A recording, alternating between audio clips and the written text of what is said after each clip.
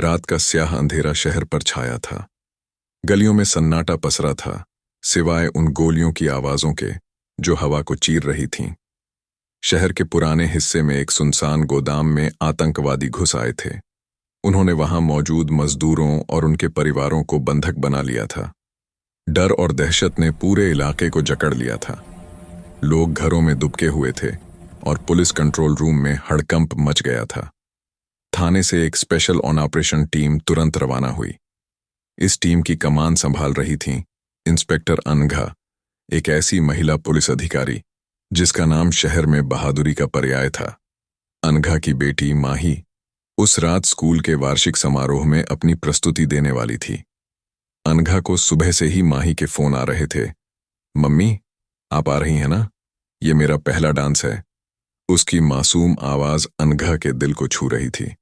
लेकिन जैसे ही आतंकवादियों की खबर आई, अनघा ने अपनी मां से कहा, मम्मी, माही को समझा देना, आज मेरी ड्यूटी मुझसे कुछ और मांग रही है। मैं उसे बाद में मनाऊंगी। अनघा की टीम ने गोदाम को चारों तरफ से घेर लिया। अंदर से गोलियां चल रही थीं और आतंकवादी चिल्ला रहे थे, कोई पास आया तो सबको मार देंगे। अनघा ने अपने हेडसेट में अपनी टीम से कहा, हमें समय बर्बाद नहीं करना है, बंधकों को बचाना हमारी पहली प्राथमिकता है। वह खुद सबसे आगे थी, ढाल की तरह अपनी टीम को लीड करते हुए। अंधेरे में लेजर लाइट्स और धुएं के बीच अनघा ने एक एक करके बंधकों को बाहर निकालना शुरू किया।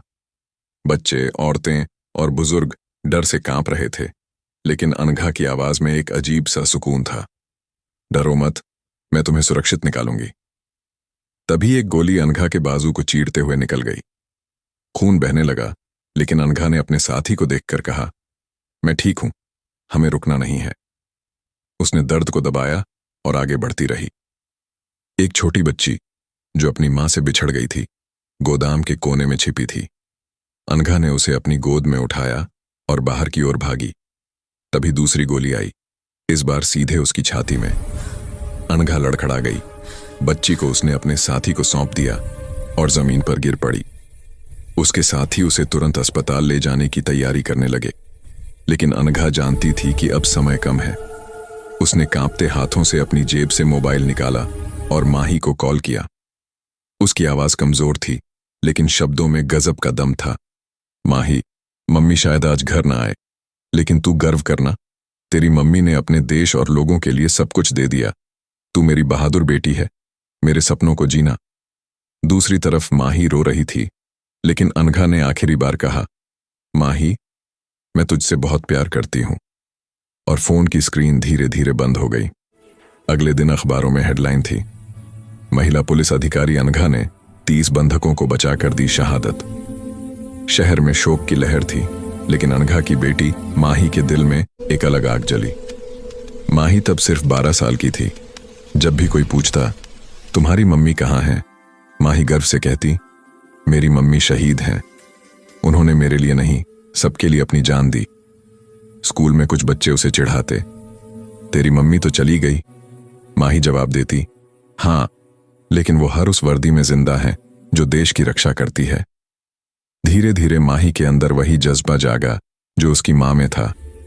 उसने पढ़ाई में जी जान लगा दी, खेल के मैदान में खुद को मजबूत बनाया। हर सुबह वह अपनी मां की तस्वीर के सामने खड़ी होती और कहती, मम्मी, मैं आपका सपना पूरा करूंगी। माही ने पुलिस सेवा में जाने का फैसला किया। रास्ता आसान नहीं था। ट्रेनिंग के दौरान कई बार वह थककर हार मानने के करीब थी। एक बार तो रात भर की ड्रिल में उसका घुटना चोटिल हो गया। डॉक्टरों ने कहा, माही, तुम्हें कुछ महीने रुकना होगा। लेकिन माही ने अपनी मां की तस्वीर को देखकर कहा, मम्मी, आपने आखिरी सांस तक हार नहीं मानी, मैं भी नहीं मानूंगी। उसने दर्द को सहा, फिजियोथेरेपी की और फिर से ट्रेनिंग में लौट आई। आखिरकार वह दिन आया जब माही ने पुलिस की वर्दी पहनी। उसकी नानी की आंखों में आंसू थे, लेकिन इस बार गर्व के। माही का पहला मिशन था एक मानव तस्करी रैकेट को तोड़ना।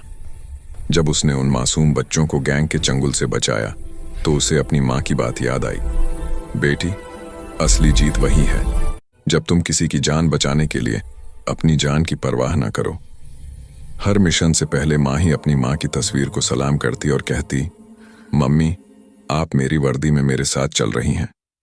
माही ने न सिर्फ अपनी मां के सपनों को जिया, बल्कि उनकी शहादत को एक मिसाल बना दिया।